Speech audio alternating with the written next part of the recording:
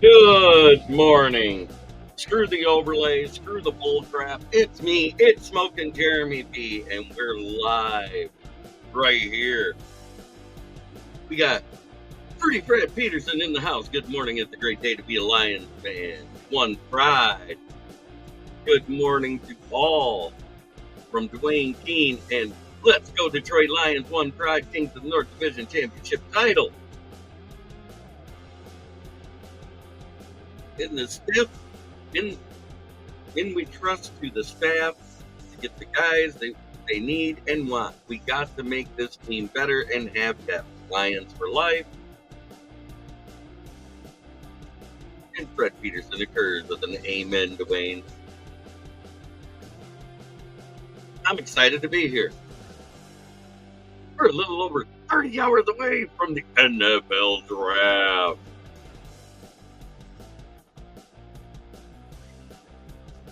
One day.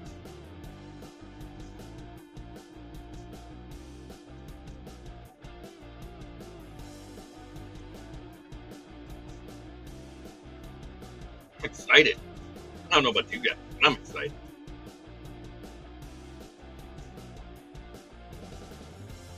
On with the show.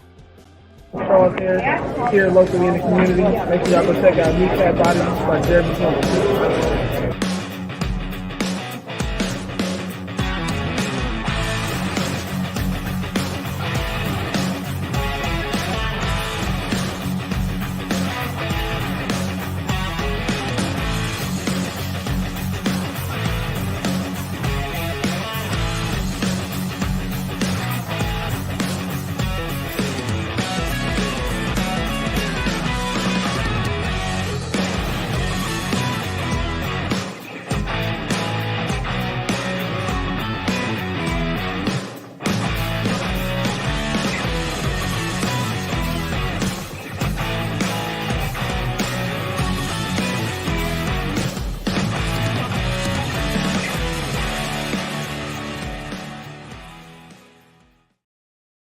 Oh, it's another great day to be here. I'm loving today.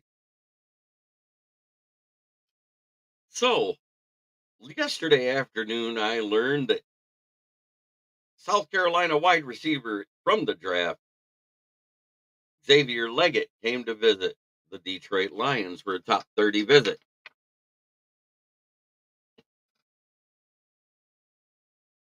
And I find this significant because of well, a certain speech that Dan had when he first got here about the draft and what Boob Quinn and Matt Patricia did.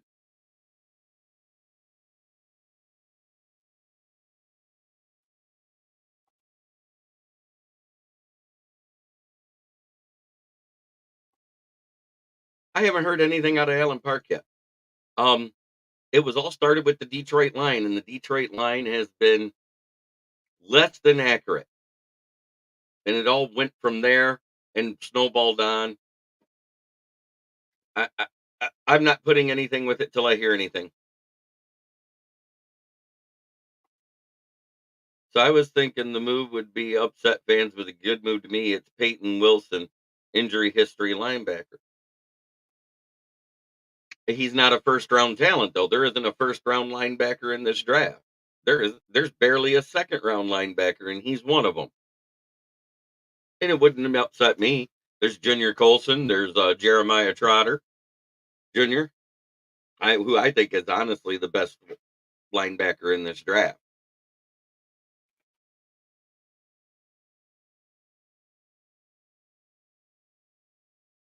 I'm not even feeling like being on camera. Why? Not because of my teeth, because I don't want to.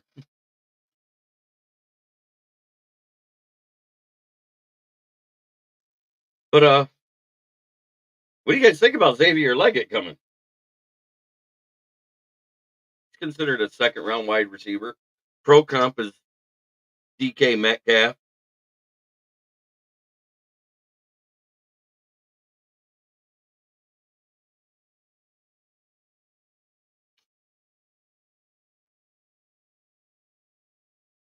I'm not saying he won't draft him. I'm saying I think the best linebacker in this draft is Jeremiah Trotter Jr. He has the best film, best stats, all of it.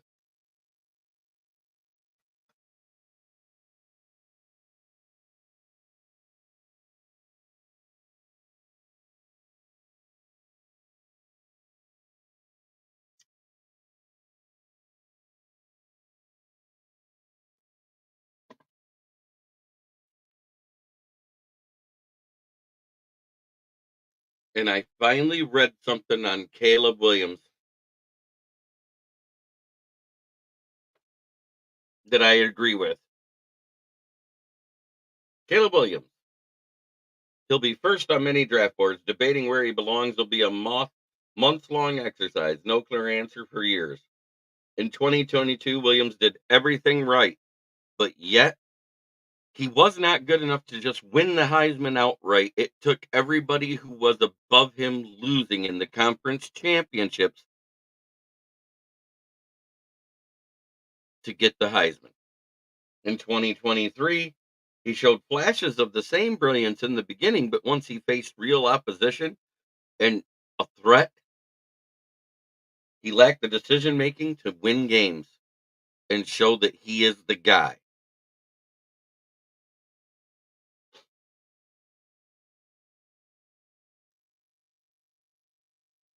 So if a team is willing to cover their eyes and mark 2023 as a complete aberration, he'll be number one on the board.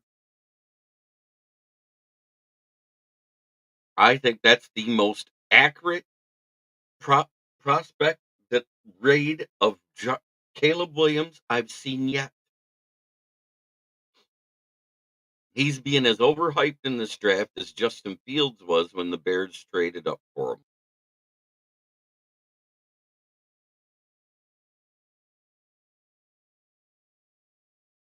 Eric Whitson puts in a goal line.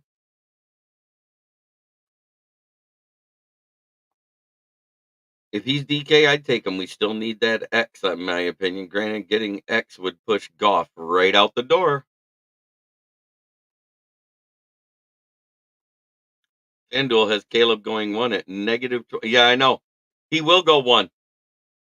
He'll go one because of all the hype around him. Caleb Williams is LGBTQB1. I love it. Snake oil, Caleb Williams. Yes. We were talking about it last night, and I didn't even get into that. I didn't even get into the tough, hard nosed, blue collar town that Chicago is. Chicago's a lot like Detroit in the type of people it has there overall, except with the gun ban, they have more criminals than Detroit has, technically. But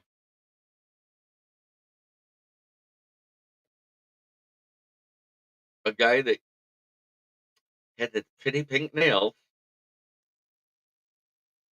doesn't go over well with the working class. And I think it's funny that all those wide receivers and linebackers at USC, while he was out that last game and the other guy, the backup, played, they were like, "Oh my God, we're a team now." That's very, very telling type of shit.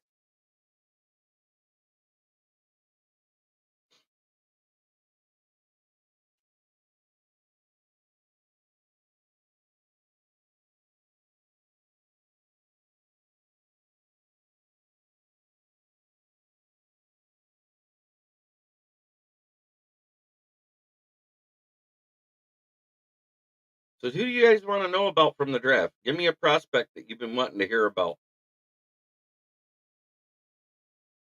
And I don't mean the guys at the top.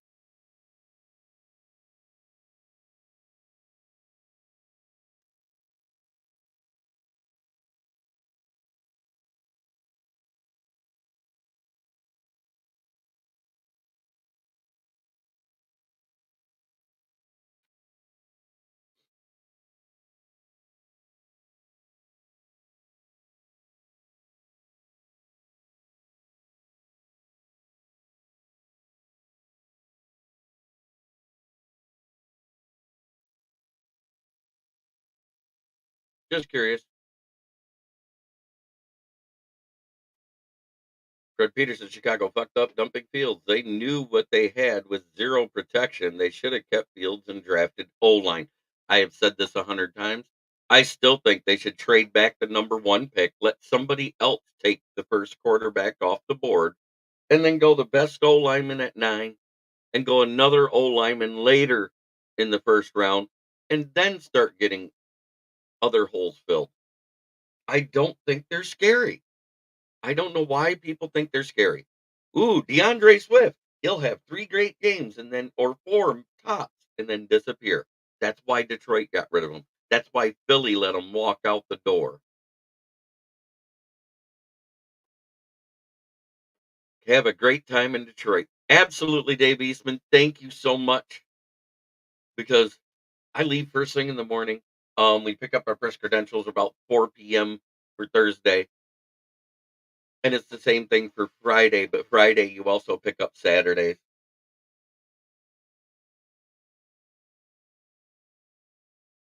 I'm excited.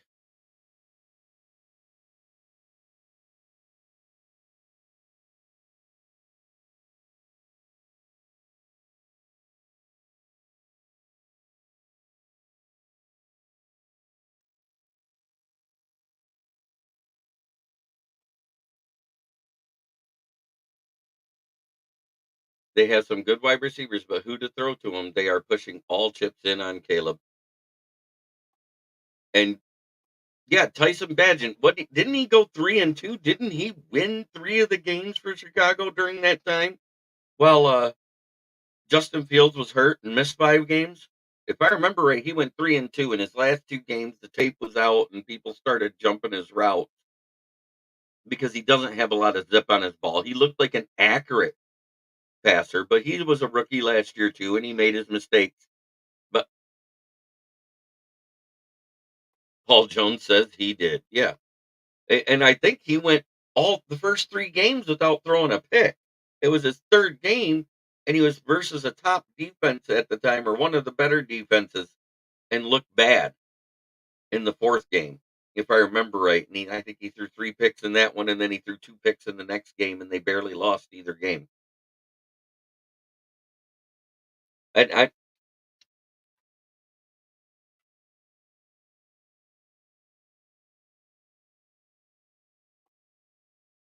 Yeah, I remember one Funky Lions fan. I remember how everybody reacted in the chat when I said I like the pick. I think it's great.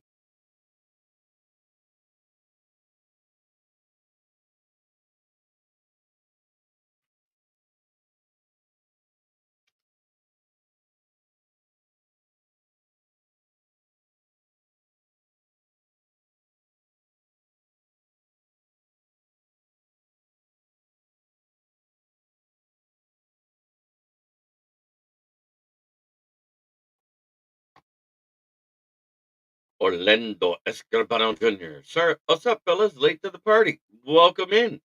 Ricky Scott's not here either. I don't know if he's worked late, woke up late, or if he just having some issues again. But I thought that was a very accurate read on Caleb Williams. I'm shocked. Uh, Drake May has a better prospect report in this periodical than Caleb Williams. And yes, I still buy actual draft magazines. I like reading different ones. I get Phil Steele's, I get Athlon Sports. But you know what? I get the most accurate one out of Lindy's Sports Pro Football Draft 2024. Um, every year they have really good insight. And you can quote it again, Orlando. I'm good with that. But you know what? I listen to what Brad says more than Dan. Brad is the lone wolf that has the bigger decision to make.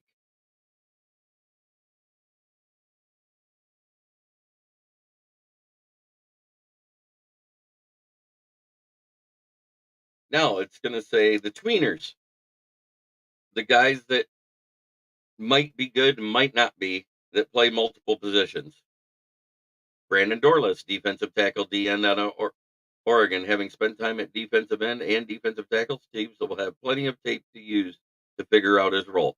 Lacking ideal size for the interior or ideal burst and bend to generate pressure off the edge adds a degree of difficulty for GMs. Jaheim Bell, fullback tight end out of North Carolina, one of the most unique players in this class, extremely short for a tight end, will have a hard time in the run game, but he doesn't fit as a receiver or a traditional fullback. Ben Sinnott. Sinnott's lack of size and length might lead to a role as a halfback who provides depth value or as a fullback. Jalen Carlise, linebacker safety out of Missouri. A college safety who many teams view as a linebacker given his body type, Carlise will need time to adjust and likely have to find a role on special times early in his career.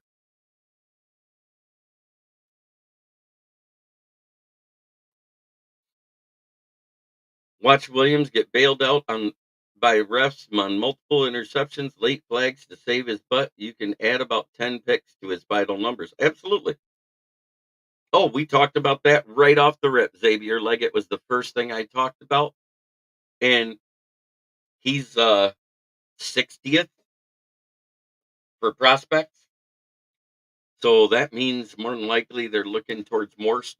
Notice how many top guys have we actually brought in other than Terrion Arnold and Kool-Aid for a visit? Think about that for a second. Did we bring in Chop? Did we bring in Jared Verse? Did we bring in Dallas Turner? Did we bring in any of those guys? No. We did bring Gibbs in last year. We did bring in Jack Campbell. We talked to them both at the combine.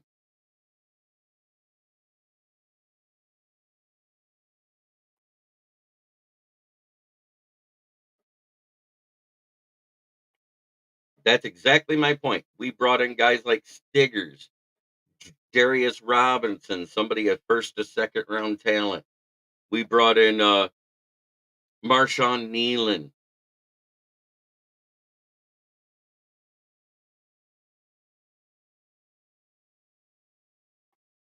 We brought in a lot of later round guys.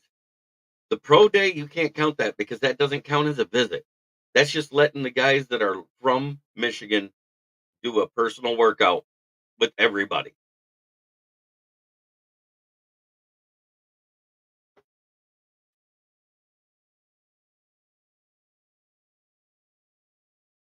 The guys they say should have stayed in school.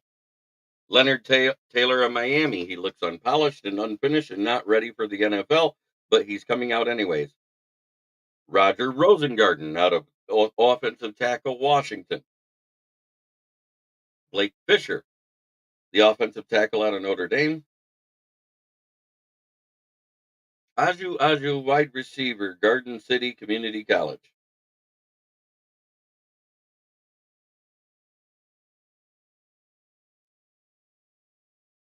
And Jaden Sheridan, running back out of Monmouth.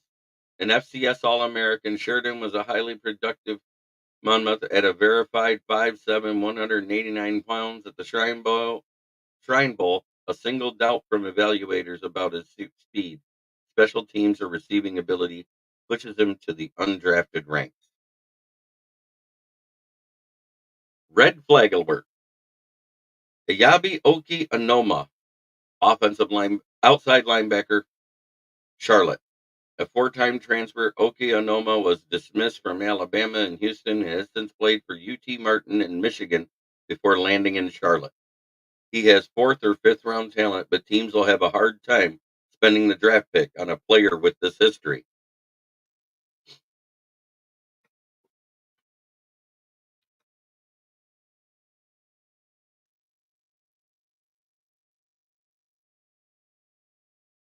Darius was brought in. I'm hoping we can get him in the second round, trading back, doing it.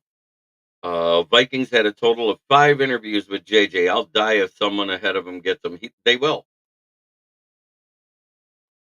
Is a starter at CB or wide receiver more important than depth at safety or O line?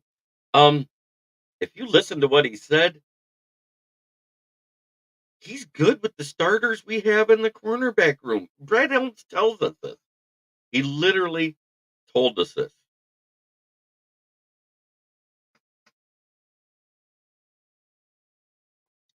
I don't know why Leggett is that high on anybody's board. He's 60th on almost every board. If not, he's in the 40s, maybe 50s.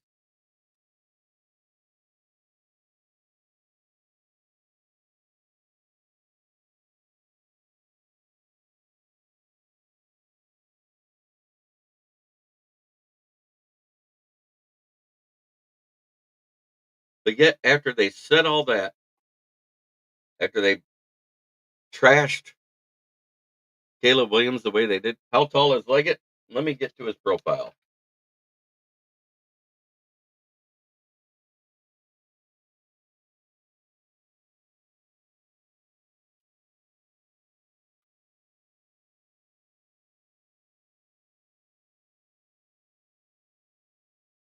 He's 6'1", 225. He ran a 4.43. He's Josh Reynolds. And they have him going in the second round, yeah.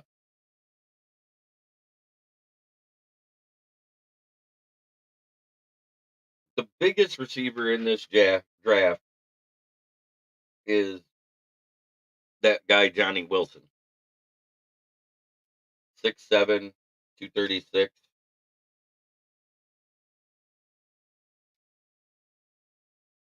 4.6 40 time.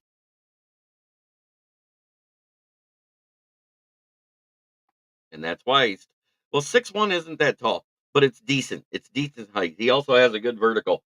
Where did I see that at? Let me look at the vertical on him.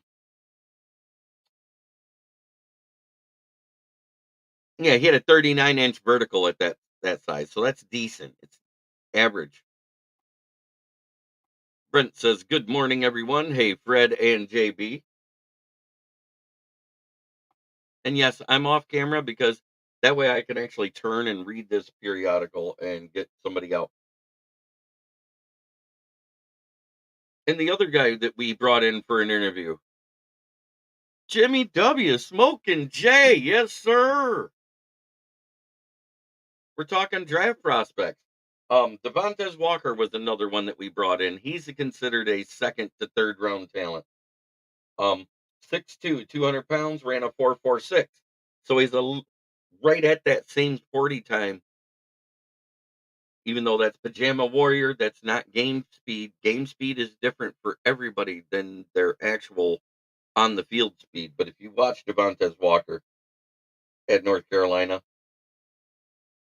and he transferred to before beginning his career at North Carolina Central before transferring to Kent State, becoming a two-year starter and a member of the All MAC first team with more than 1,000 yards. Walker then transfers to UNC and lights it up. Strengths very natural separator who makes smooth breaks in his routes and easily stacks defensive backs to create conflict in the coverage and space for him to catch the ball with ease and move after the catch. Ball tracking down the field is high quality.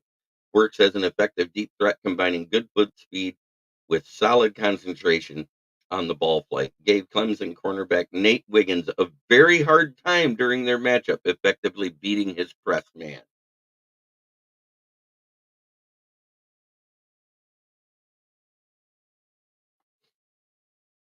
Yeah, it's supposed to be brought in all those local free visits. The local free visits, you can take them with a grain of salt. I just think it's because they could have them all there at the same time and talk to them as much as they want for 3 straight hours. That's the reason why those guys were there, because they came out of Michigan.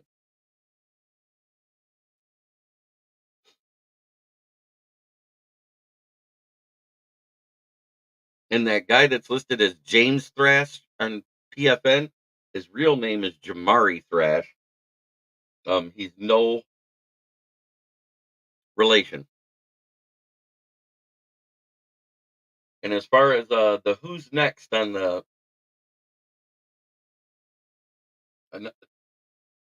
that could be in the draft, that could get drafted high, that nobody's talking about. Well, there's Luther Burden III out of Missouri. He's a junior, Subtle athlete, Burden makes his money laterally rather than vertically as a route running craftsman with a than great agility than physical freak. He's a creative he's creative as a runner with a great feel for attacking Allens, making defenders miss in the open field. His ball skills stand out. He can win above the rim and beat defenders at the catch point. Yes, we he's a Toledo player, but he's from Detroit. It's Quinyon Mitchell. It's no different than when they brought in Sauce Gardner 2 years ago.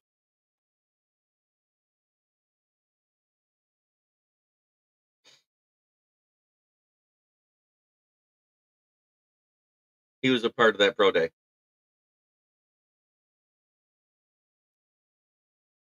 Jackson Powers Johnson, center out of Oregon, looks like a great player for Detroit out of the third round. What do you think, Jeremy? Jackson Powers Johnson is a first round talent. He is absolutely the best center there is. The problem is he's got a medical issue and there's a red flag with it because it's some type of condition where he could be injured so bad it could end his career.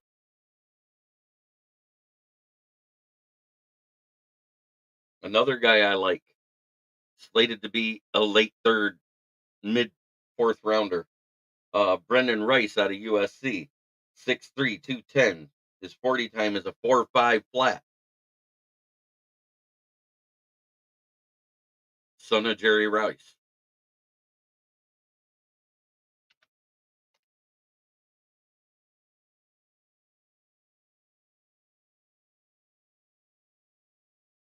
I don't know why, maybe looking at him second round after trading back. Yep.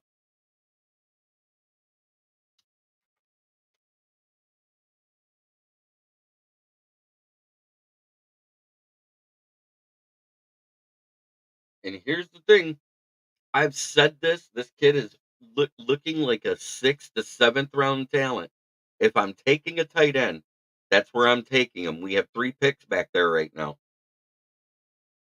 It's Brevin Spanford out of Minnesota, 6'7", 263 pounds. He has a slower 40 time, but he's one hell of a blocker, and he just fights for the ball like a dog.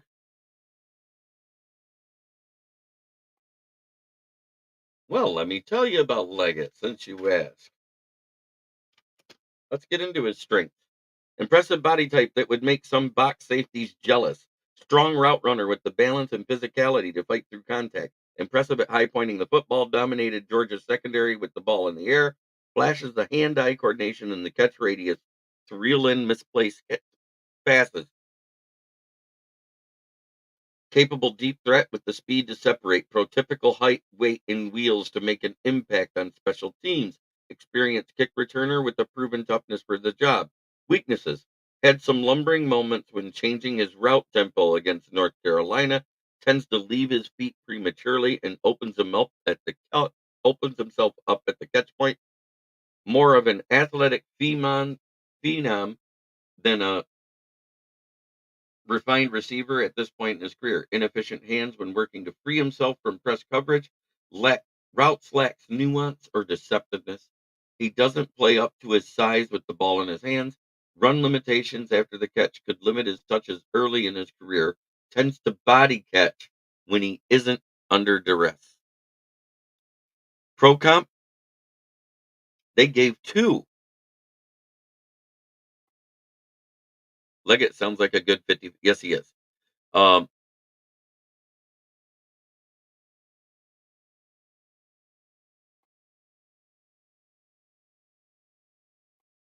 Wouldn't surprise me to see the Patriots straight out of the first round looking for their QB next year in Sanders Dion's, but I don't know.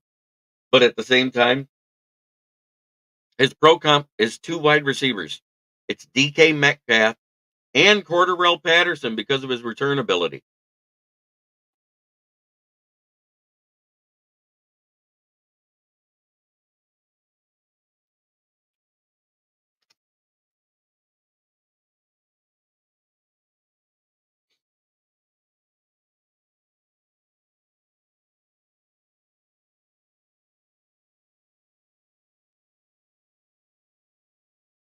Read Ricky Pearsall's.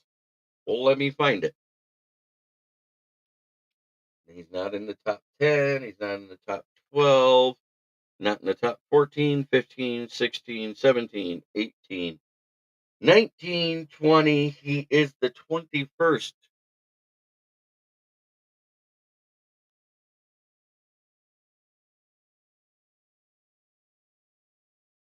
Strength. Excellent ball tracking ability. Able to adjust the throws, get in position, make the moves after the catch. Puts in the work downfield as a blocker for running backs and other receivers. And is willing to play to the whistle in that regard. Has good instincts for finding the soft spots in his zone and is able to manipulate the defense to get open, suggesting a high IQ. Has a couple of moves he can chain together. Weaknesses. Initial bursts out of release is mediocre at best. Makes a lot of wasted motion in an attempt to get around a cornerback that results in him being behind on his route. Foot speed is only fair. Cornerbacks are able to keep pace with him down the route if they stay on him and is not strong enough to break free for arm tackles. Not a natural separator in physical coverage situations. Relying more on his routes and instincts. Does not execute contested catches well. His pro comp is Riley Ridley. He's retired because he sucked.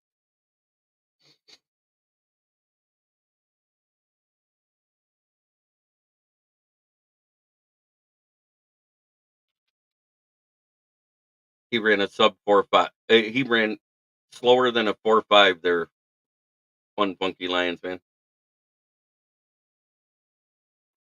That was Ricky Pearsall.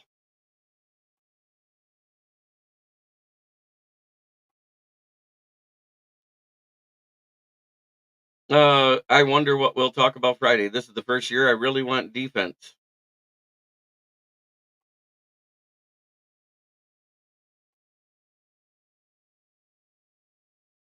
Well, our D got beat by speed because we weren't getting pressures or sacks. If you don't have pressure and sacks, and the QB has all day, we're going to get burnt. We are also running that stupid zone that AG likes. I hate it. He goes, oh, hell no. Stay away.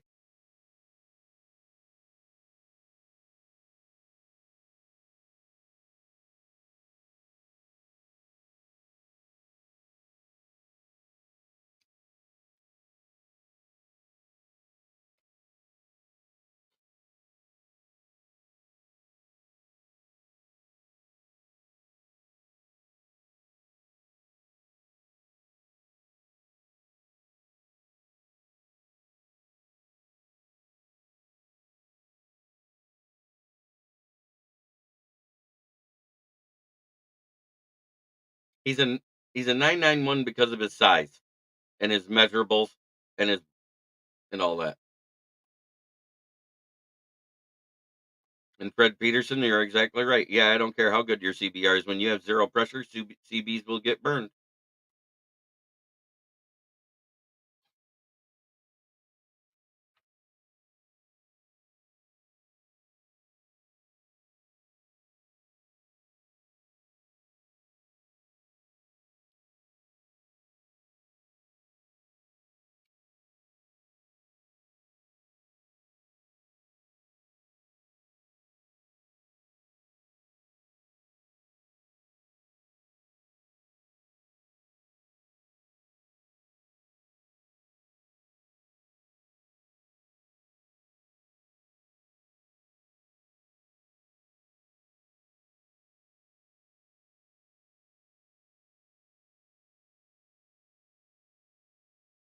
So the defensive ends grade class grade gets a D plus this year from Lindy.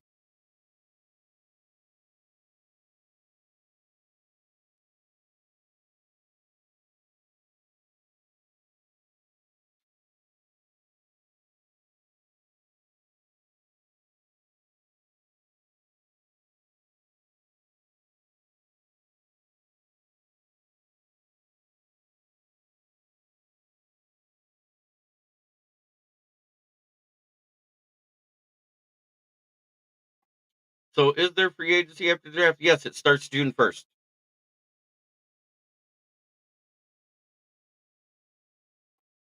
And Brad didn't do very many follow-up visits. You're pretty telling the blah talent in this draft.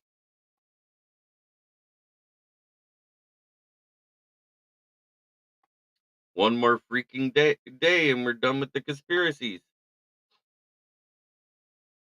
The game is won in the trenches. Whoever wins more battles with those 5 or 6 players on the inside typically win the game. Absolutely.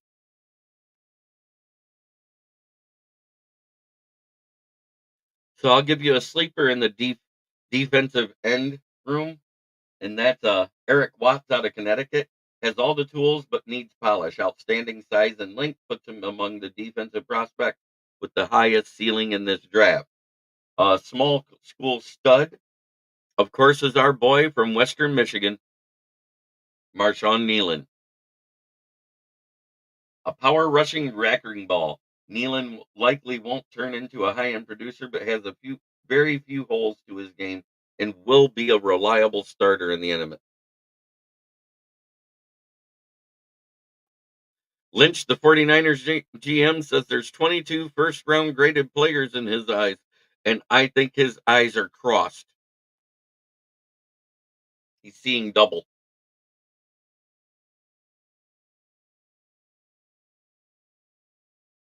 If we took all the defensive talent in this draft and put it into the past 5 years, half of them would be UDFAs.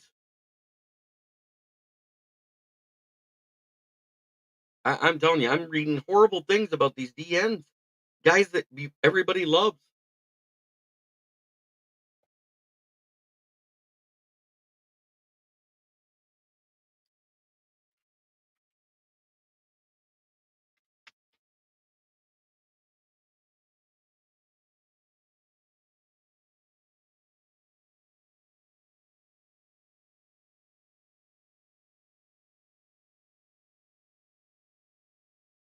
Okay, Jared Verse.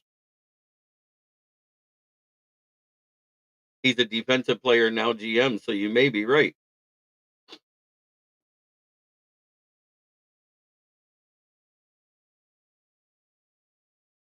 And Brent says, "Yep, I don't see 22 top round picks."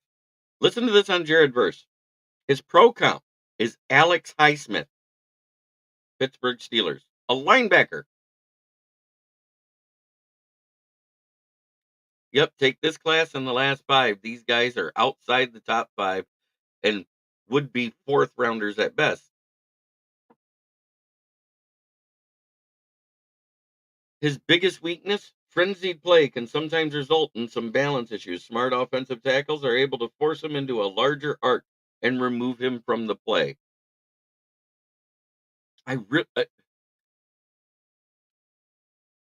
Fred Peterson, it's crazy. My favorite players, nobody's talking about other than us. It's Quantez Stiggers, Brendan Rice, Luke McCaffrey, and it's not because he's fast. It's because of everything he can do. He's played quarterback, he's played running back, he's played wide receiver, he does punt and kick returns. Campbell sounding like feels the same way from his quote. Cooper and Cooper. Well, Brad had 14 top round talent last year, and that's why I think he will move back. I know, I see less. But Alex Highsmith, was he even first round when he was drafted? And Brad Holmes specifically said he loves our DB room. He, you know, we can feel however we want, but if you listen to our GM, he says we love our defensive back room. Did either Coopers come in for a visit? We met with Cooper Beebe and at the combine. We were at the Cooper Pro Day for Dijon.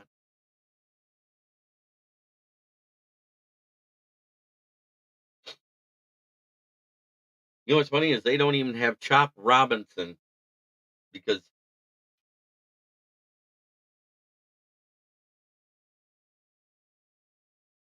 I'm looking. I'm at 14 and I haven't seen Chop Robinson yet.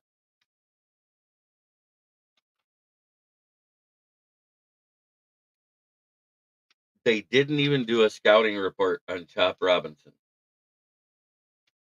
They did on Adisa Isaac. They have him as the third best edge. And yes, Stiggers has been here 3 times already, people. Move BB to safety and draft Mike Sanders. Everybody thinks that's the answer, but let me get to the corners.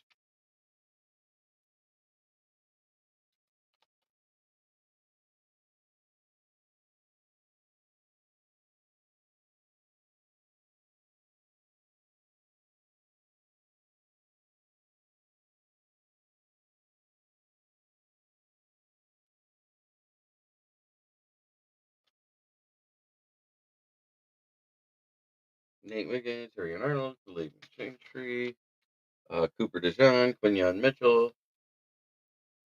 Amari Lassiter, Kalen King, Tyree Jackson, TJ Tampa, Jarvis Brownlee.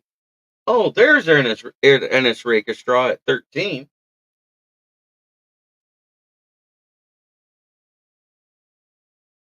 Charles Smith Wade, DJ James, Mike Samerstill, 16.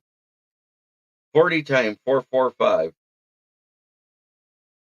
Their overall grade was 5th round.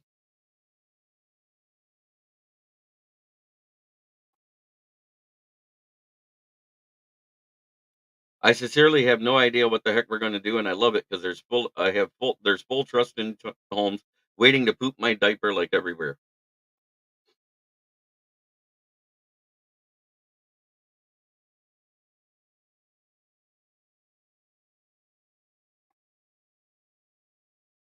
But you guys are just ignoring what Brad Holmes said. I don't see a great corner at the top of this draft. I see no reason to trade up for one. If our team is set and the draft is bad, should we trade for future picks? Who knows what they do? I've never seen Sanderson play either safety position. I've seen him play nickel, and I've seen him play receiver, and I've seen him be a kick returner. That's it.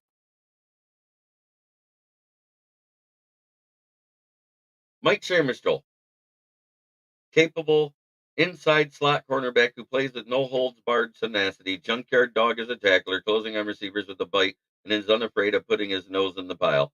Doesn't fall off a bigger back and pops ball carriers in his pads. Off the charts instincts and leadership traits. Versatility includes starting at wide receiver in the Big Ten as recently as 2021, inviting Scots to envision a Taysom Hill type dual role, can time blitzes and arriving with urgency, disguises coverage intent, and will given limited use at the position. The negatives, not yet the sum of his parts, especially when evaluated as strictly as a press man cornerback. There is an ongoing evolution to Sandertill's switch to cornerback that requires patience and some subjective projection. Still warrants draft attention, but his greatest value might be in his versatility and playmaking traits. Leaving it up to his employer to figure out the rest.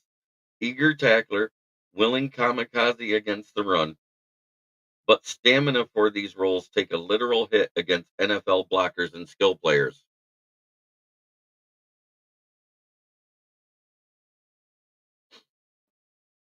His pro comp is Antoine Winfield Jr., Tampa Bay Buccaneers. There's no pure carbon copy of either player. Samerstill is beyond apples to apples comp and has more spring and less bolt than Winfield Jr., who share a connection as playmakers with instincts and the all dog mentality of find a way regardless. Out of a 10, they give him a 7.3 grade. They did not say he could play safety. They said inside slot receiver, or slot corner specifically.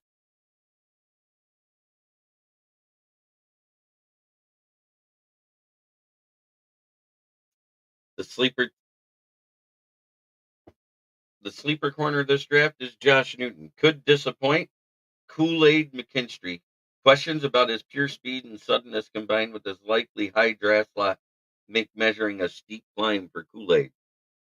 Small school stud. Willie Drew, Virginia State. Invited to Shrine Game, Senior Bowl competes, might be best at safety.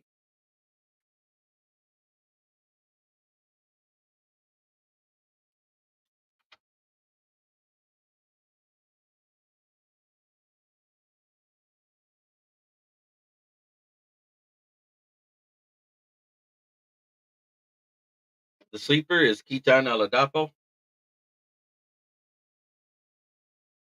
I like him even more now. Oh, God. Former walk-on turned himself into a 3-year starter and 3-time All Pac-12 pick with the frame in the game to be an all in the box safety. Small school stud, the guy I always draft at the 6th round. Trey Taylor, size, instinct, character, leadership skills, and speed enough to warrant a draft pick. Could disappoint Evan Williams out of Oregon. Athletic ability is there, but short arms, modest height, and slow speed puts Williams behind the 8 ball. Oh, they weren't joking either. He's slower than James was, the guy we love so much, James Williams, the safety out of Miami. He ran a 4.7. Oof. Kickers. They ranked the top 4: Joshua Carty, Cam Little, Harrison Mevis, and Will Reichert. In that order. I won't even look at punters. We don't need them.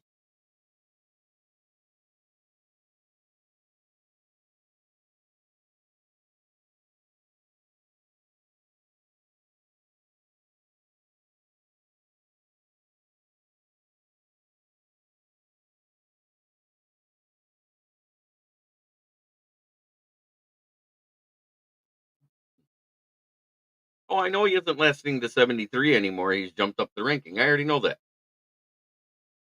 But at the same time, he's the 17th best wide receiver just off of his pure talent and statistics.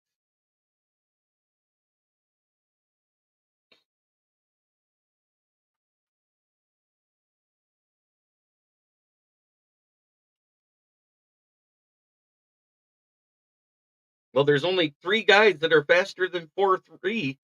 4.3 or faster in the entire draft, and we don't have the draft pick to get them unless they fall. Brad Holmes will probably just do all BPA. We could use somebody to replace a lone O lineman if someone gets injured, which is why he said he's not taking one early. He specifically said that last Friday. He said there isn't an O lineman that's going to crack the starting 5, so why take one in the first round?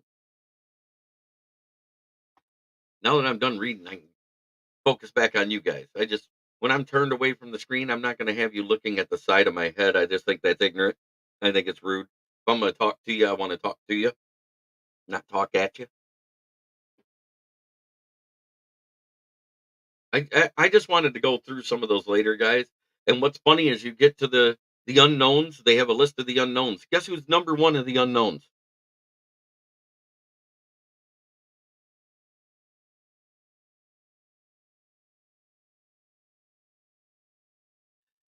And Paul Jones, you're actually right. Best team captain available. That's the biggest key. Team captains. Let's go down the list. We know Cooper DeJean, we know Marvin Harrison Jr., but we don't have a shot at him. Um, we know Roma Dunze. Don't have a shot at him. Michael Penix. We don't want him. Bo Nix. Don't want him. Jared Verse. Not going to have a shot at him. Was Chop Robinson a team captain? No, it was Adisa Isaac.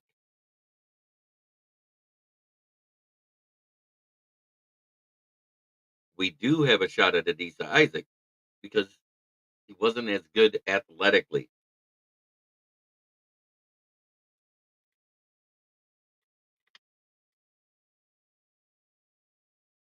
But he had a better all around game. He wasn't hit or miss in the run game. The only good game Chop Robinson had last year was against Michigan. He had an okay game versus Ohio State. He disappeared against everybody else. That should say something about our tackles that they need some work. If Chop Robinson's only good game was versus Michigan, because nobody else had a good game against him, pretty much.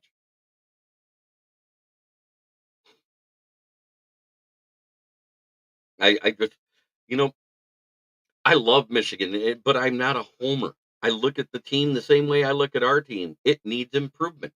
Yes, they won the national championship. Hallelujah. Thank God we play in the Big Ten because we played in the SEC.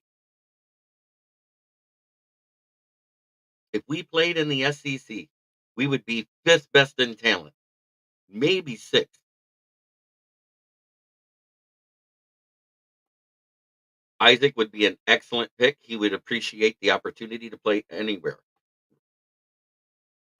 And Fred Peterson says, exactly, we want leader of men. We have more leaders. Everyone steps up. And that's the thing. We've had that type of mentality. Even our UDFAs, the UDFAs over the last 3 years, 78% of them have been team captains. Remember when we had Sage Surratt? I loved that kid. I wanted to see him get the field.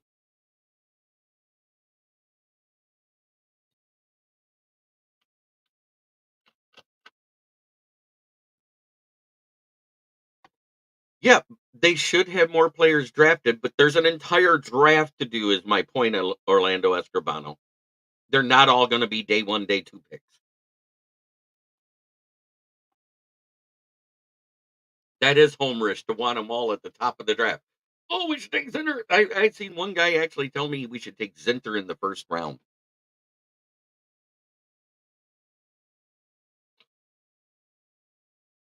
I was like, why? And be laughed out of the place again. We have enough people giving Brad Holmes crap for taking injured players. Oh, take the guy that has a broken leg and can't do a damn thing till midseason.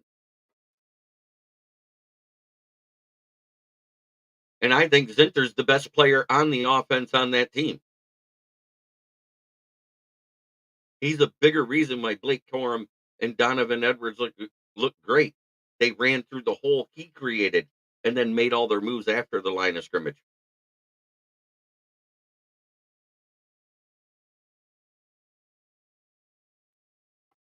We were pulling starters from the practice squad last season. This staff has overloaded this team with talent. Everybody forgets we grabbed Quentin Bahana in the middle of the season, and he came in because Bugs and AG didn't get along, so they shipped Bugs out. Let him hit waivers, and he was picked up immediately. I hated that move. I would have wished it was Burrito Jones then, because Burrito Jones played 602 snaps with six.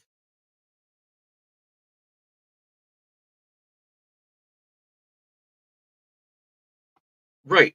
Zender, I wanted some people should stop smoking meth. Yes, absolutely, Fred. Oh, by the way, yesterday to the gentleman that said something about my teeth, I was much politer with you than I was with the young man at the bar when I was singing karaoke. If you guys want a good laugh, this is exactly what I said. He looked like a girl I went to school with, and it was her son. She was a tramp in high school. She stayed a tramp. Just to give you the backstory. I get through singing. He goes, "Wow, you sing good. Too bad you can't fix your teeth. You look like a meth head." At that point, the gloves came off. I said, "No, I used to date your mom in high school. Back then, before it got rotted by kids, her punani was so sweet it rotted my teeth." There are 9 CBs who ran 4.3 or better in the draft. Maybe we'll get one in the later rounds. We had Starling Thomas last year. PFF rated him far better than our corners.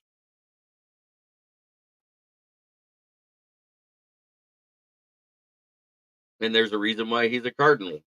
But I don't know why we didn't bring Starling Thomas back and didn't cut Will Harris or anyone for that matter. He said, "Ooh, emotional damage."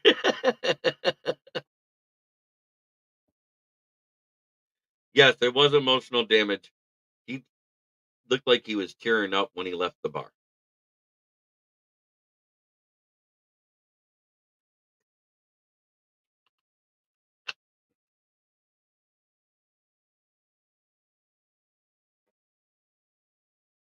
I have no filter in public. I do have a filter usually here. I'm not that mean here.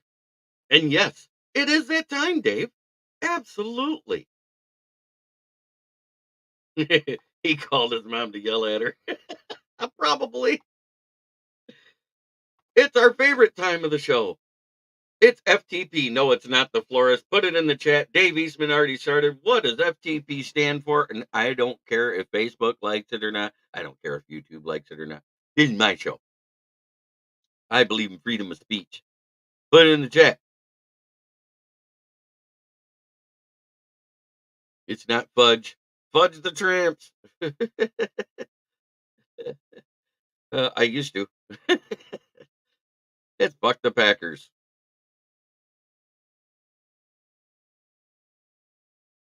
Or as Dan Leonard would say, fuck the Packers.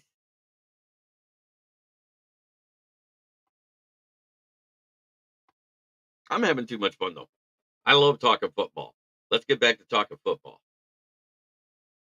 We'll do the other two sponsors in a minute. I got a little bit of time to kill. Are you all for it? You want to kill some time?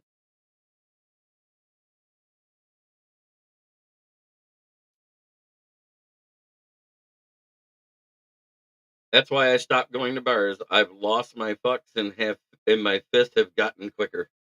It happens. Oh,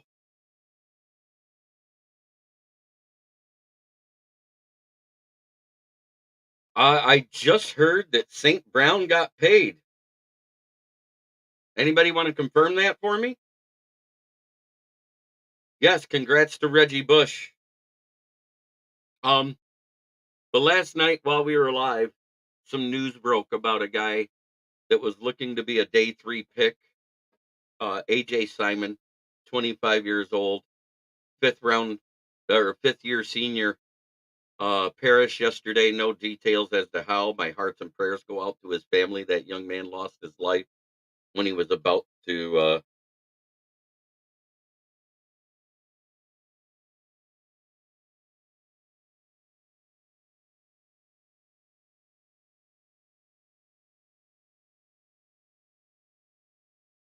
All right, St. Brown makes 30 million per year. Everybody in new money, matching Tyreek Hill as the top wideout in annual value. The adding the 3.366 million to ARSB due in 2024.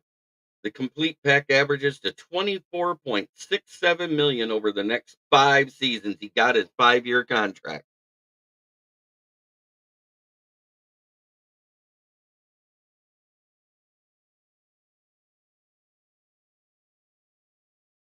It says 5, but it's getting paid over the next 5 years. The 5th year's voidable.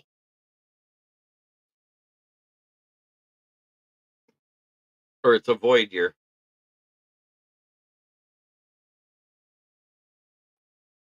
Yeah, I'm reading it right now. The detail it's 5 years, but the 5th year is a void year, which means he's not on the roster and he's still paid 25 million.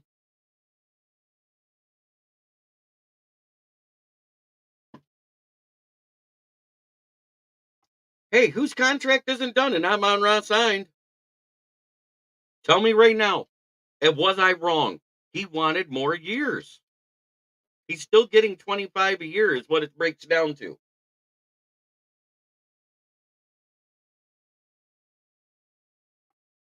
Yep, Ian Rappaport. I understand. Love it. Go Sun God.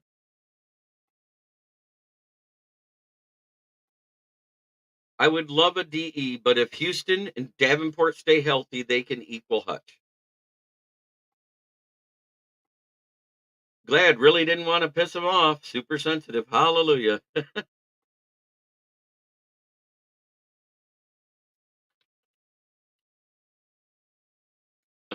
Jeez, I don't know why I said it would be around this money, and I said there would be a backloaded contract, and it would break down to 25 million per year, and this is exactly what it breaks down to: 24.67 per year.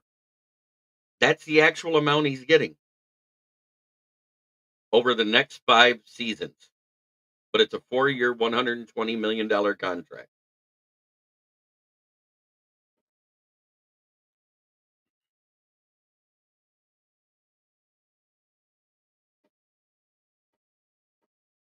Yeah, I'm gonna get a real jersey too. I'm getting the new black, 100%. Orlando, when my hookup tells me they're available, I'll let you know because I can get you one good, and you'll like it. And you'll have to come meet me to get it, and we'll have dinner. That'll be your shipping fee. You buy me dinner. Fair enough? Because I'm going to save you money off of buying it at the store.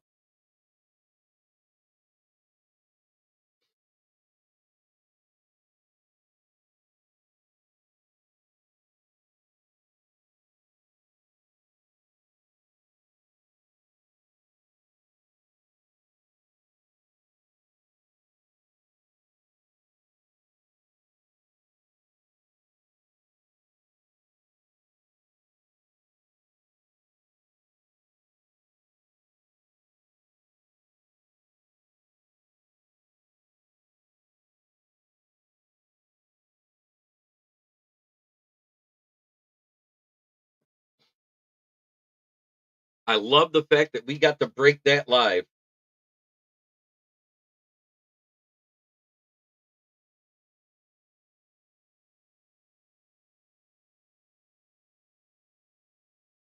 By the way, if you're in Detroit today, Mel Farr has got his Mel Farr Jr., his dad's organization, 24 melfar.org. They're doing their big thing down there in Detroit. Go to it. It's an excellent thing where they raise money for the young men that are leaders and cannot afford to go to school. Um, Big show. They got a comedy show tonight. They got all sorts of activities. Candy just sent me a picture of Rory. You know, I love that type of stuff where it's for the kids. Mike Epps is performing. Yes, there's about 6 different comedians, but he's the headliner. He's the main guy. Mike Epps, I like him, but he's not as funny as he is in the movies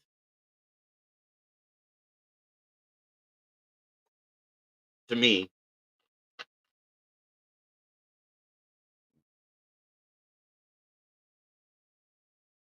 But man, what Mel Farr Jr. does for the city of Detroit still, even though he's an Atlantean, he even went to UCLA. I don't hate it. He's a Bruin. Now they're a part of the Big Ten. He hates it.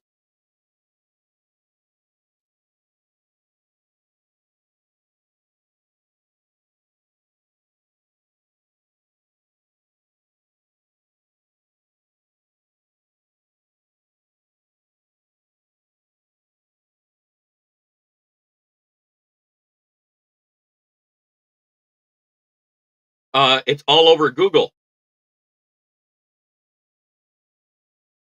$120 million extension gives St. Brown $30 million per year in new money, matching Tariq Hill as the top wideout in annual value, adding the $3.366 million ARSB. So he gets an addition. He couldn't go down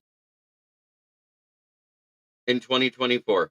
The complete pack averages to roughly 24.67 million over the next 5 seasons, with the 5th year being a void year.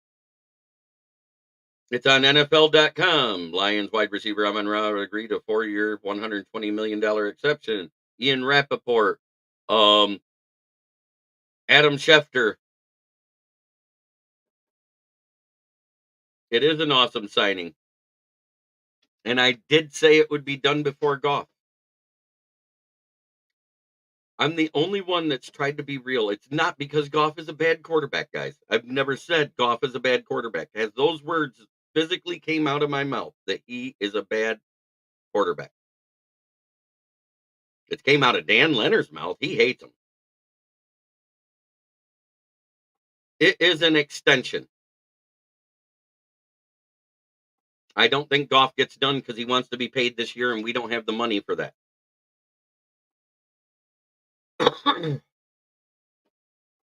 Orlando says keeping his dad's legacy going live. It pops my it has Pop smiling down from heaven. If Goff's agent didn't want him to get a raise this year and was going to accept the 43 million that fans want him to take, guess what?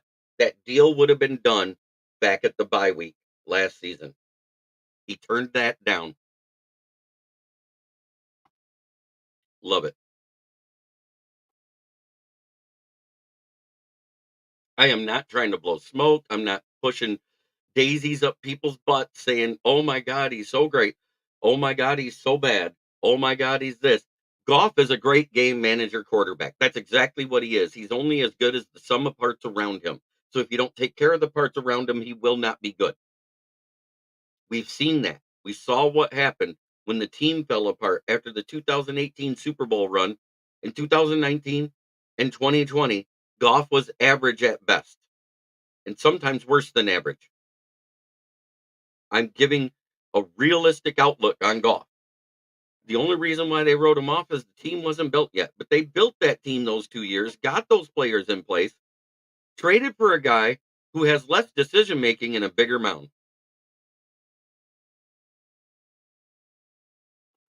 Officially a future Lion great, going to make statues of Ra. The power of Ra.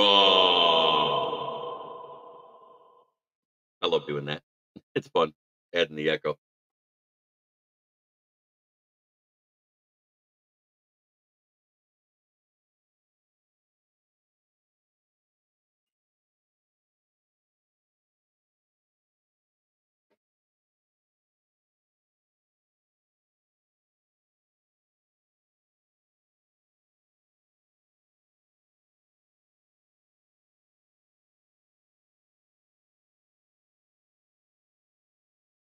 And I love the St. Browning section.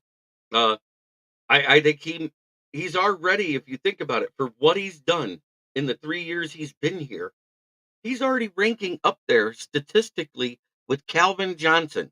And no one had this guy at that level coming out of college. Think about that. He's putting up those type of stats already.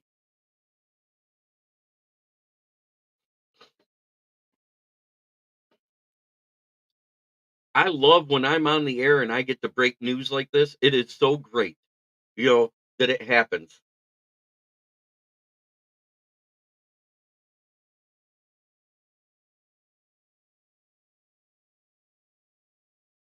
Oh my God. I think Dan Leonard is gonna puke.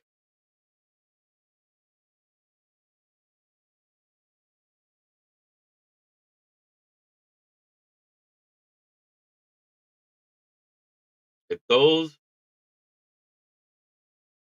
those are the alternate jerseys I just saw for the Giants,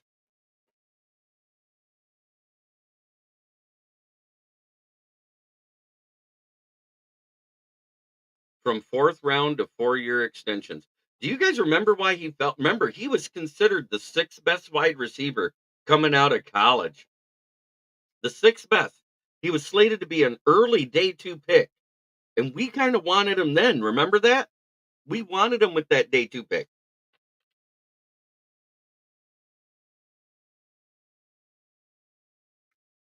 Well, they accepted the 5th year option, so they have another whole year to work on the extension with Sewell. So that's not a big deal. He's here for another year automatically. But do you remember what broke about a week before the draft and that hurt his draft stock? That's why he fell. Plus, he had a poor combine. He was still going to be a second rounder, but he fell to the late second, early third. And then the report came out about a week, maybe about 10 days before the draft, that he was being accused of rape.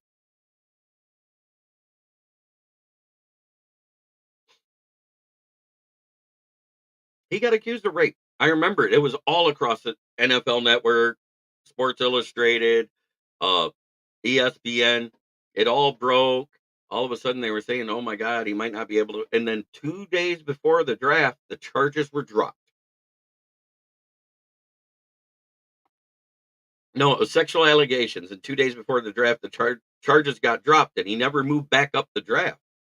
Matter of fact, some people were saying he was going to be like Brendan Joseph, a great UDFA. Everybody forgets we still got Brendan Joseph on this roster.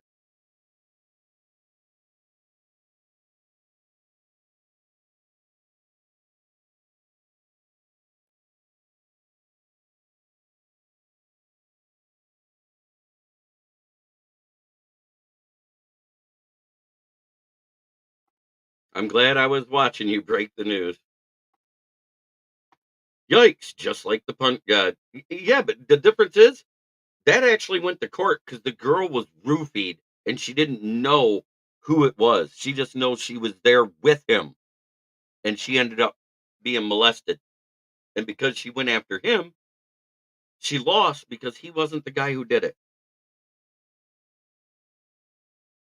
The lesson is don't put God in your nicknames. Unfortunately, nobody gave the sun god the nickname the sun god. His literal name, Amun Ra, is the sun god of Egypt.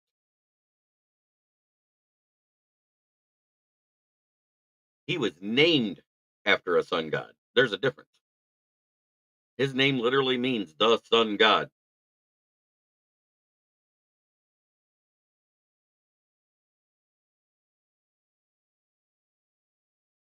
And that was because his father named all his kids after different gods. Equanimous is another Egyptian god, but he's never been in trouble, so you can't say that. And he went to Notre Dame. That's why another reason why we probably didn't take him.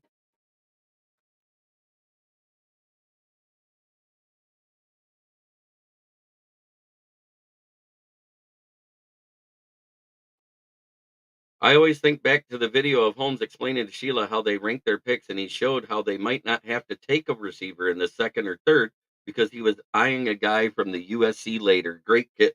That was one of the best inside the dens.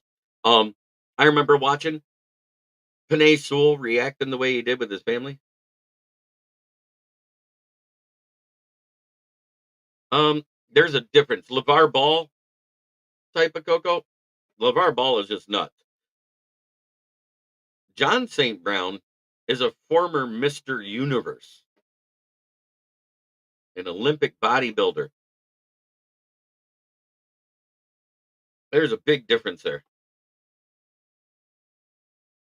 So, because I stayed on extra, we got to break it live that Amon Ra St. Brown, the sun god, because that's his name, not his nickname.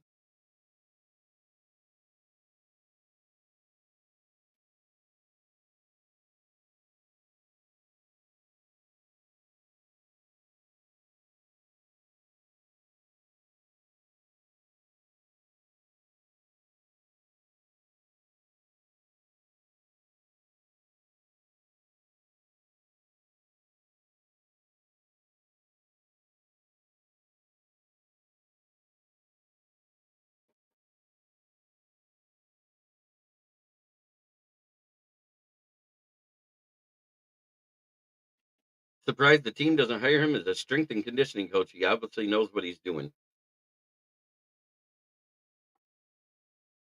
Yeah, no, no, no, no, no, no. It was that same one that they showed the Sewell stuff at the beginning of it. It was in the middle before they went to day two when he was talking to Sheila about that. It was after the Sewell pick that year on Inside the Den that they talked about it.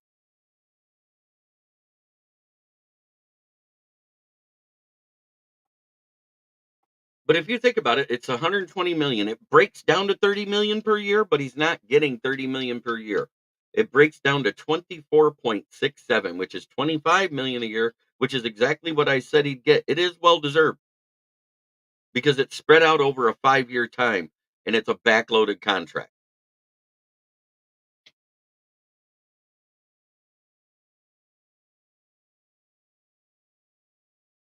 Quantum St. Brown's not a red zone target is the problem. He caught like maybe what 4 touchdowns in his career, and he's played what 6 years. What he is a willing downfield blocker. But you got Xavier Legette, you got other guys. 25 to 28 mil was projected. It was. And that's probably what he's getting. Each year it'll get a little more, but it breaks down to 24.67 per year. I love it. It's a perfect contract.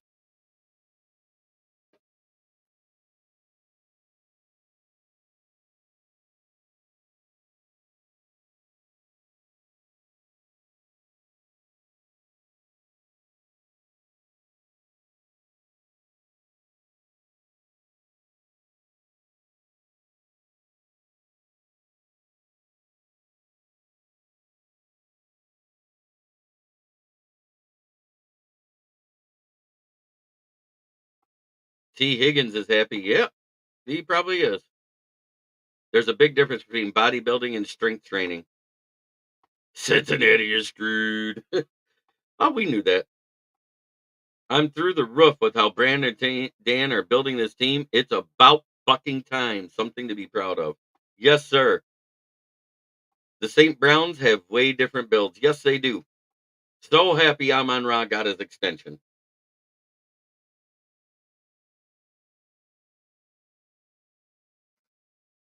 But man, we got to break that live on the air. Breaking news. The Lions sign Amon-Ra St. Brown to a 4-year extension with the 5th year that's voided. A 5th void year, which means it counts against the cap, but he's not on the team. It breaks down. It's a 4-year, $120 million extension that $120 million extension that breaks down to 24.67 million per year with the void year. That's the actual cap hit. Yes, been talking about it. 4 years, 120 million, but it has a 5th year that's a void year. If I were a young receiver, I'd be on Amon-Ra's hip learning and training with his dad. Absolutely. I mean, if you look when he's at home,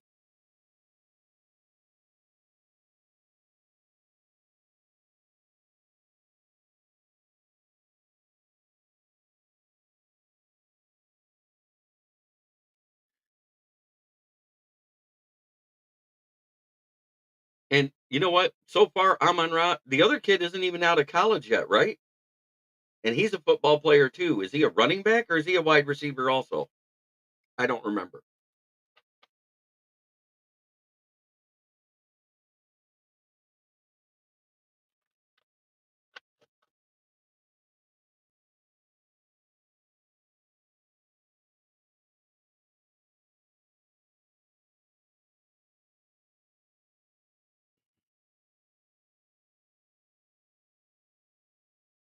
Oh, I follow it too. The 33rd Team podcast with him and his bro. I love his workouts. Yes, they are great.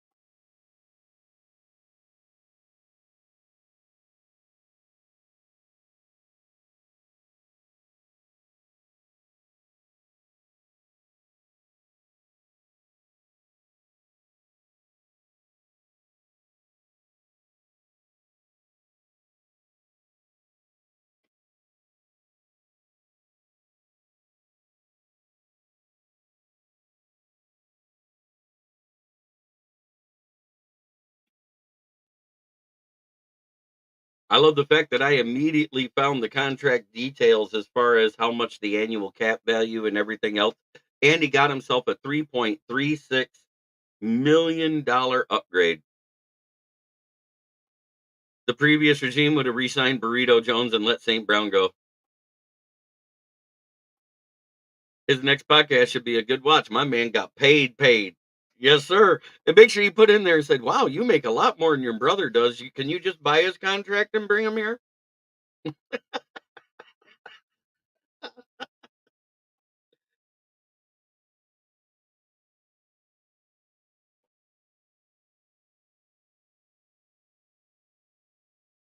I'm quite sure David Pike is not happy that Goff didn't get paid before St. Brown.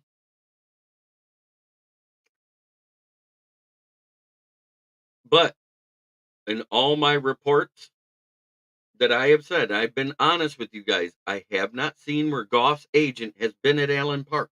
I've checked all my press clippings, all my emailers, everything. He had not been there. I would tell you guys if he had been there, because I would say, okay, they are renegotiating again, but they haven't done that. I've been honest with you guys from the beginning, and I'm not saying we're not resigning Goff because they don't want to. He wants a pay raise. They can't afford to give him a pay raise this year. That 3.36 is nothing for St. Brown compared to what Goff wants. Goff wants like a $10-15 million pay raise. So from 31.5 up to 46, 47 million for this year. That is not a team builder.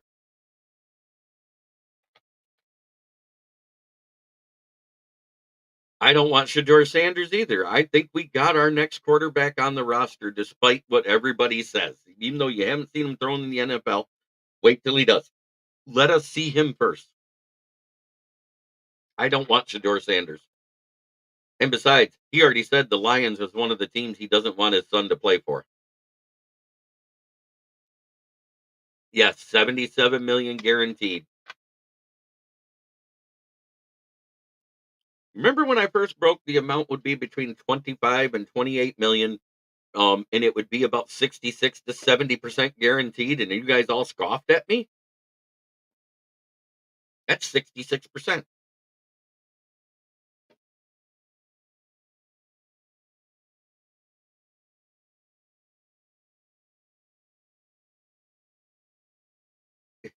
He goes, yeah, Dion's a dick for that. He also included the Bears and a couple other teams. Oh, that hurts.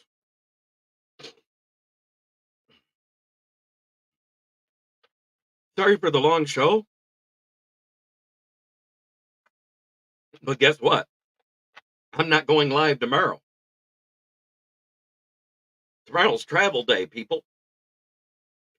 I got to be checked into the hotel, get set up. If I get there early enough and they let me check in early, fine, I'll go live at 11. Detroit's not SOL anymore. Those jokes will be long gone soon. Oh, they should have been long gone. I'll tell you the exact minute Same Old Lions died. It was the 2022 season, right at the end.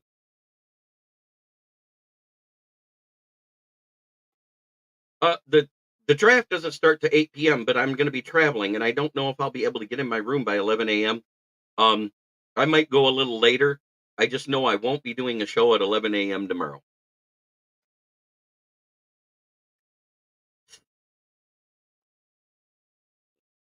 They still think 12-5 is a fluke. It wasn't. We have one of the best offenses in the goddamn league.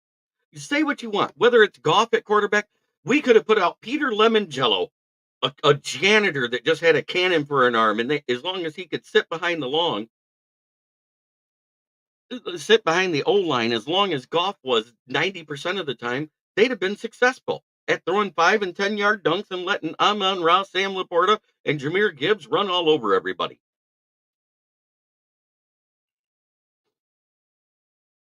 The running attack has a lot to do with how good Goff is too.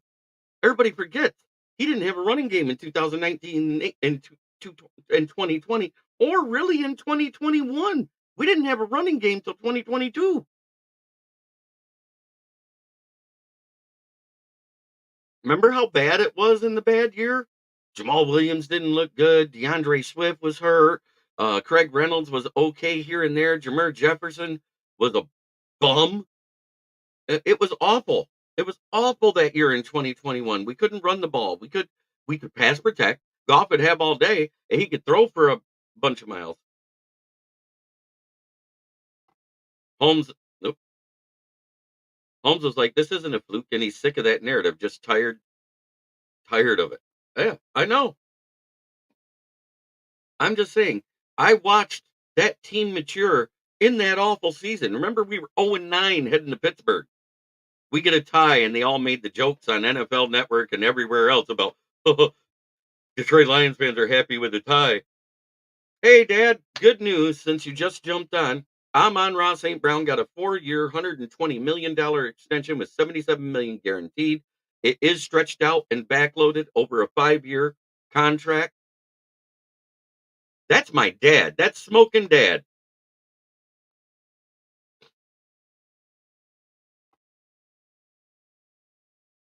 Keanu Reeves from the replacements could have taken this team to 12-5 last season. I agree. I've said stuff like that. Oh, Dad, welcome, Dad. That is Smokin' Dad. 100%. My dad lives about 20 minutes north of me in Birch Run. If I could go as the crow flies, because I got to drive around stuff, it's a half hour.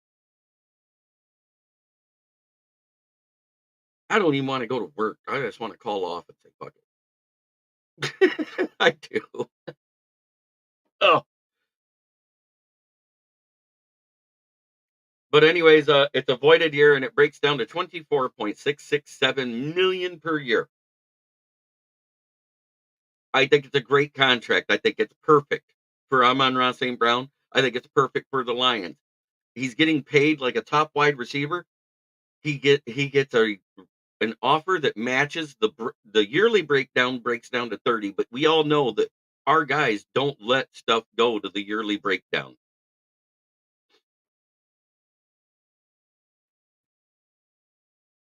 Man, I got asked my earliest childhood memory at work yesterday, Dad, and it kind of pissed everybody off when I told them what I said.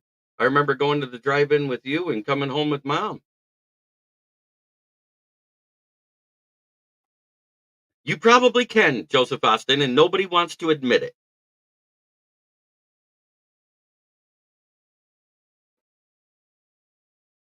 I could have made 5 and 10 yard passes behind the O line last year.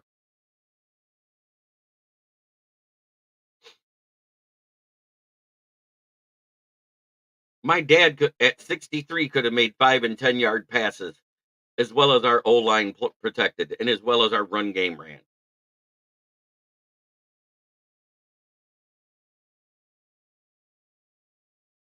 And guess what? Any pass over 25 yards would look just as wobbly as Goff's.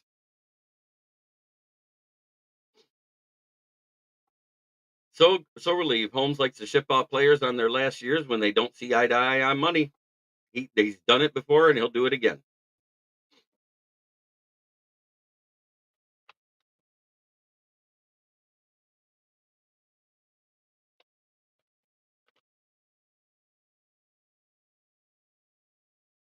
And I am totally okay with Amon Ra's new contract. It breaks down to exactly what I thought it would.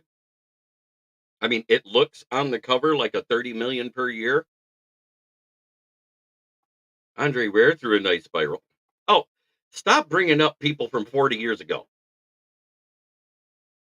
This isn't 40 years ago. The quarterbacks today are better than they were yesterday. We complain about quarterbacks today that had the same exact stats that were Super Bowl winners in the 80s. First time I got sacked, I'd be crying in the psych ward. I probably would be too. Decker restructure? I haven't heard anything about it. I doubt they do because this is the last year of his contract. If they were talking about signing Goff, this is the deals you'd see done. Decker, Ragnow would be restructured. Graham Glasgow, they'd probably have to rework his contract too. Then we'd probably have to sit there and try to force the NFL to void that contract right now of Cam Sutton to not sit on their happy asses like they have been about it. And then we might be able to afford to do Goff and have enough money for an injury signing. But because they haven't done all that, and I said right at the end of the season, all that's a rumor, and I haven't seen it been talked about with the Lions. It is a rumor from a guy, and it's not Tom Pellisario, Ian Rappaport, or Adam Schefter. So until I read something from them, Glasgow may retire. Glasgow signed for 2 years at 31. And Ragnow isn't even 30 yet. Decker's the oldest guy on the old line. Decker and Glasgow. Those are, and oh yeah, sorry, Zietler. We just signed him. He's 34.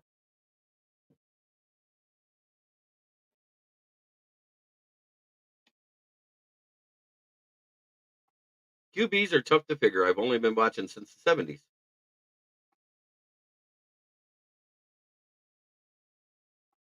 I was always faster than anyone on the team I played on until I turned 41.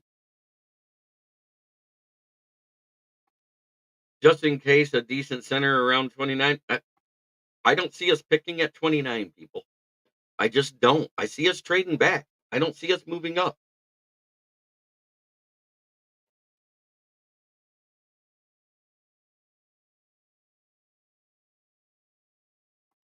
The Duke kid is actually listed as a tackle now. He's moved from center to guard and to tackle over the last 3 weeks on the prospect board. Well, I was a pretty quick kid too, Dad. I think I played with you a few times when I was in school.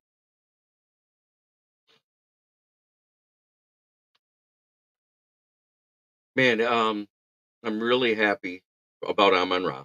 I'm not going to argue about whether Goff can be replaced or not, because if Goff couldn't be replaced, Matthew Stafford wouldn't have won a Super Bowl. And Matthew Stafford is not as good of a quarterback as Goff was. I'm going to stand on my grave with that.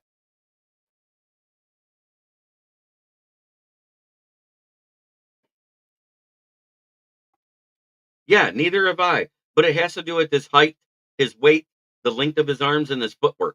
I guess it equates to tackle in the NFL, is what they're saying now.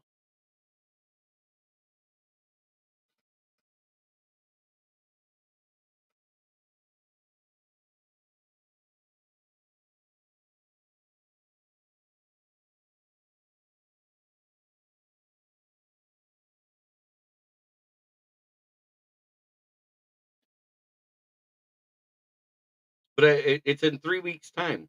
He was listed as a center. The next week he was listed as a guard, and this week he's listed as a tackle on PFN. And I don't get it. But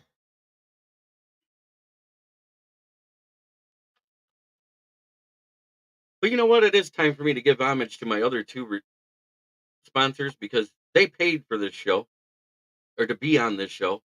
And anybody who pays to be on the show is going to get said. And that's Gloss Negron, the best window tinner in Saginaw, 989-443-9240. 409 Hamilton Street is the address there, and there. Go see him. He does really great work. I mean, the 300 C class, this Audi SUV. I'm trying to get him to send me some more pictures and newer pictures, but I have seen him do his work firsthand, because he window tinted the back of my car, but my car is not show worthy, so I don't show it. My car is just a work car. But I have a navy blue 2008 Chevy Malibu, and the rear windows are tinted in maize, buddy. I got yellow tint. So I'm maize and blue all the way. I am a homer. I do love my Michigan guys, but I'm not a homer about the players when they enter the draft, because I go into scout mode. And of course, the other one that does it, we do tires.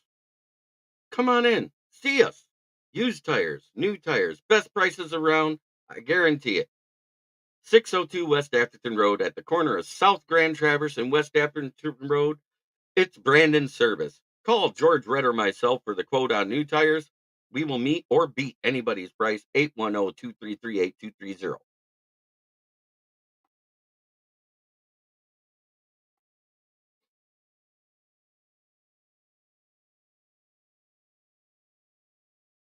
And like I said, Jackson Powers Johnson is the best center, but he's starting to slide because of his medicals. And they haven't released what it is. They still haven't released the details of what it is. But there's something in his medicals that says he's prone to an injury that can either end a season or a career. It's not just a normal type of thing. And I think it's some type of bone disease or something, or he has that same disease that Leighton Vander Esch has with the in the neck. And if that's the case, it's a sad thing because that's the only career-ending disease that I know of that can cause those type of injuries. Leighton Vander Esch is retired this year.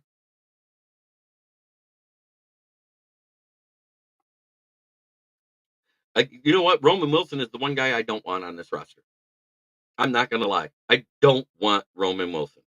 Uh, I think Xavier Legette, Devontae Walker, uh, and there's a couple other guys late in the draft that fits this team much better than Roman Wilson. That's just my opinion.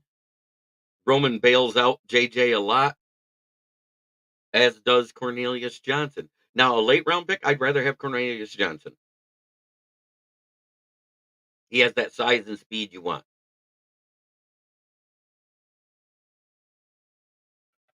Yeah, but he's slated to be a first or second rounder, Orlando. At second round, I'd rather have Xavier Legette or Devontae Walker over Roman. But guys, try every day to be a better person than you were the day before. It's the only way to make the world a better place. It starts right here. Much love, everybody. And if I don't go live tomorrow, I am going live on Friday because it is a late draft. It does go at prime time. It's just with the drive time, I don't know. He has been the entire time. He has been slated as a late first, early second the entire time for Roman. But and I said I don't want him there. I've said it all along. I don't see that dog in him like Roma Dunze or a Troy Franklin or those guys there. But have a blessed day. I'm serious. Um, I can't say how excited I am. I will be doing the NFL Roundtable talks tonight. So we are going live at 9 p.m. You will see me then. And then after that, it's packing time. That draft app got me messed up. Yeah, it's the draft app. It's that particular one that's off. Paul Jones, God bless you, brother. Thank you. God bless you. Faith, family, and football. That's what it's all about. That's why it's Lions Talk with Smokin Jeremy B. I'm happy to be here. I'm happy to do this. It's an amazing time to be a Lions fan right now, to see the way they're building this team and keeping the team together. And they specifically said the core of the team. They didn't say the captains of the team. They said the core of the team. And if you think about it, they've drafted so many captains. There's a lot to keep. There's a lot to keep in there. There's a lot of people we need to keep. And the more people we keep, the less likely a golf extension gets done. Fred Peters says, I won't be able to make the show tonight. I have a sleep study tonight. That's great. I, I'm happy. I want you to get whatever you need to make you live a long and happy life, Fred. I want that for everybody. If you need to lose weight, do it. It's not as hard as everybody thinks. Stop eating fast food and start walking. That's it. That's all I did. I started walking. Find something to do while you walk so you don't notice it. Let's try and stream some highlights of our prospect if you can. I plan on doing that after we draft them. I plan on putting something together Sunday night, and also after we have our UDFA list. I'm that's what I'm. Everybody's so excited about the third day of the draft. I'm excited about right after the draft. Who do we sign after? We signed some studs last year, and the fact that 5 of them went to other teams should tell you what type of studs we drafted or we got in the UDFA. Brad Holmes is awesome at doing that. Finding studs as UDFAs, people who can step in and start. And granted, when they're trying to cover up trash, you can spit shine a turd, it's still a turd. You can cover it up with any scheme you want. But if you're not getting pressure and sacks, a bad corner is going to look like a bad corner. Whereas if you are getting pressure and sacks, and the average corner looks like a great corner. Food for thought. Peace, love, and chicken.